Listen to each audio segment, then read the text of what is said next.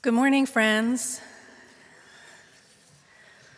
Though I live relatively nearby in San Mateo, just down the peninsula, I have been spending a great deal of time at the home where I was raised with my mother and my stepfather as they negotiate the changes that come with age. Their house is where I was raised in the Ingomar neighborhood of the North Hills of Pittsburgh, Pennsylvania, where the Shawnee and the Osage people originally lived. I am a part of that land, and I understand it, and it understands me.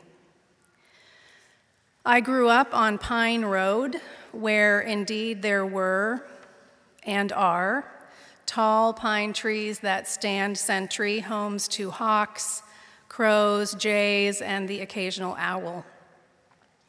To catch the bus for school, I walked up the street to Sunset Road, where indeed at close of day I could watch brilliant sunsets during the gloaming, looking down on the undulating green hills that provide the topography of my own being.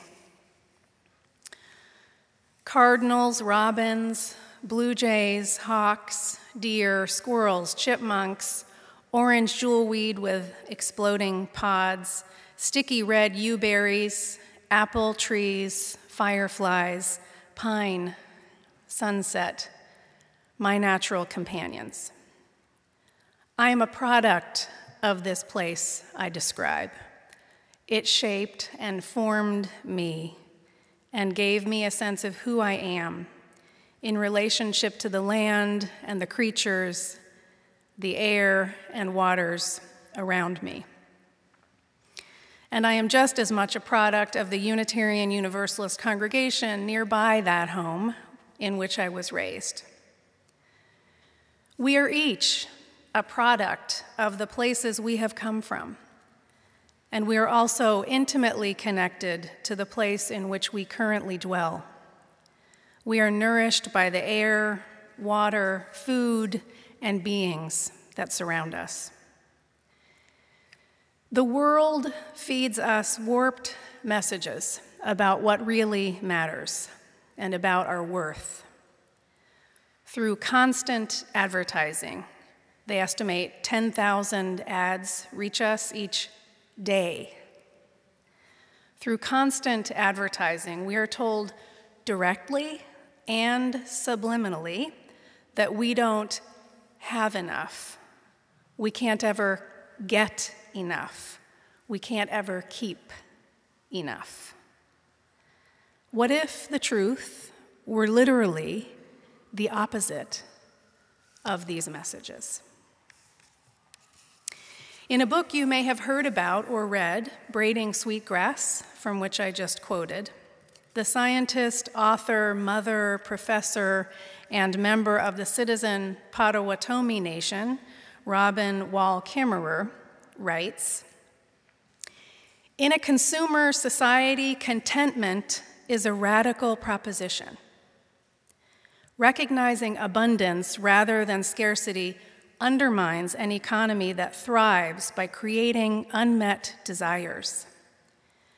Gratitude cultivates an ethic of fullness, but the economy needs emptiness. Gratitude doesn't send you out shopping to find satisfaction. It comes as a gift rather than a commodity, subverting the foundation of the whole economy. Gratitude leads to contentment. Therefore, practice gratitude." Kimmerer writes, "Gratitude may seem like weak tea given the desperate challenges that lie before us, but it is powerful medicine, much more than a simple thank you. Giving thanks implies recognition not only of the gift, but of the giver. When I eat an apple, my gratitude is directed to that wide-armed tree whose tart offspring are now in my mouth, whose life has become my own. Gratitude is founded on the deep knowing that our very existence relies on the gifts of other beings. Our own health, the health of the planet, and the health of our congregations and communities depend on our ability to understand that our very existence relies on the gifts of other beings. Humans, of course, are only one thread in the garment of destiny, the brilliant tapestry of life, the ecosystem.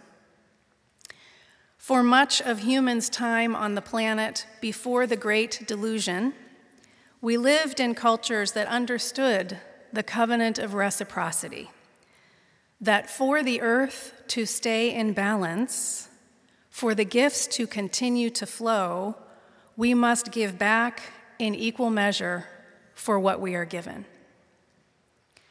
For the earth to stay in balance, for the gifts to continue to flow, we must give back in equal measure for what we are given.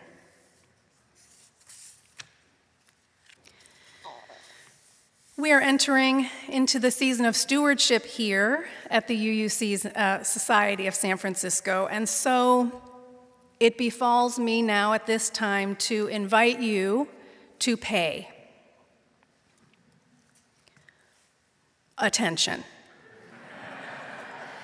Pay attention. Pay attention from week to week how this community actually shapes the living of your life, how the religious education offerings deepen your spirits and encourage your children to be more fully themselves.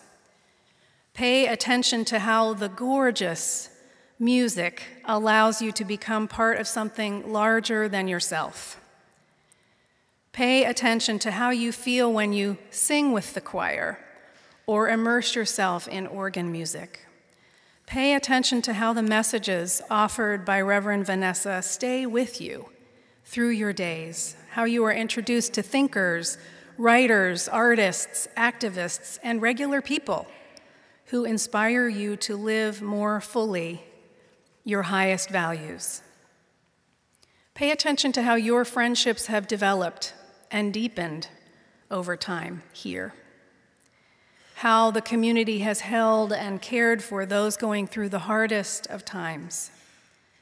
Pay attention to the resilience that was demonstrated by your church leaders through this pandemic, and to the ways in which the larger association supported all of our congregations. Pay attention to the fact that all of the staff members of the society were kept on payroll through COVID, an employment decision solidly based on UU principles. Pay attention to how this congregation blesses and is blessed by participation in the winter shelter program, feeding and sheltering 70 guests for more than 30 years.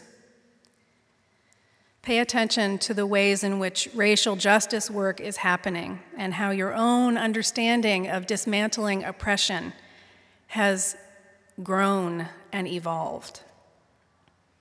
Pay attention to all that this community offers beyond what it does just for you. Pay attention to how acting for justice is done in the name of this congregation. Pay attention to how this congregation is making love visible.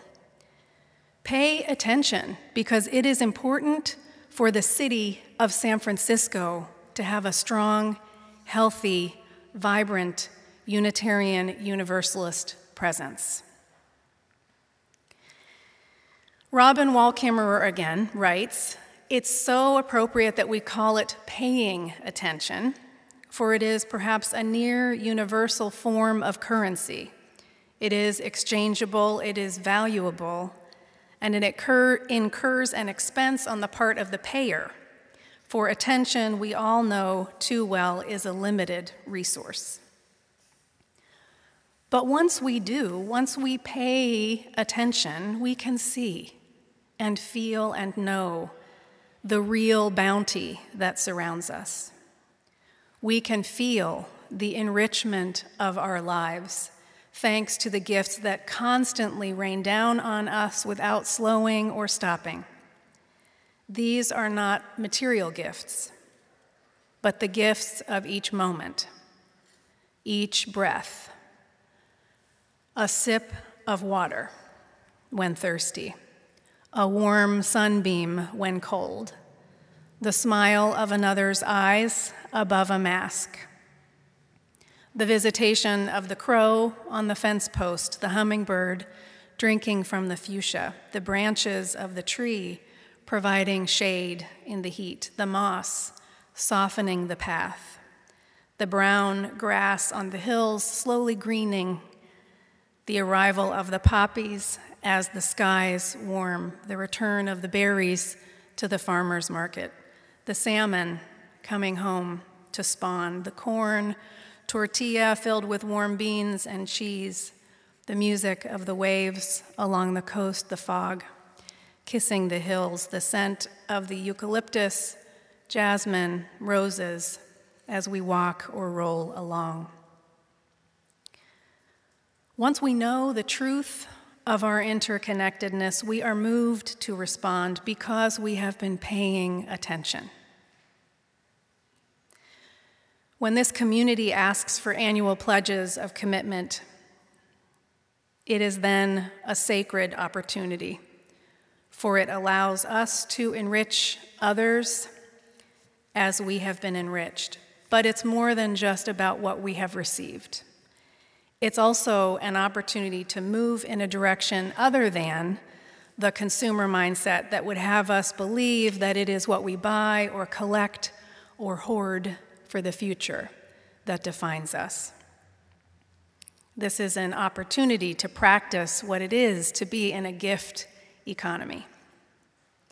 It is to receive the blessing that has been offered and then move that energy forward to transform it, like plants turn sunlight into energy.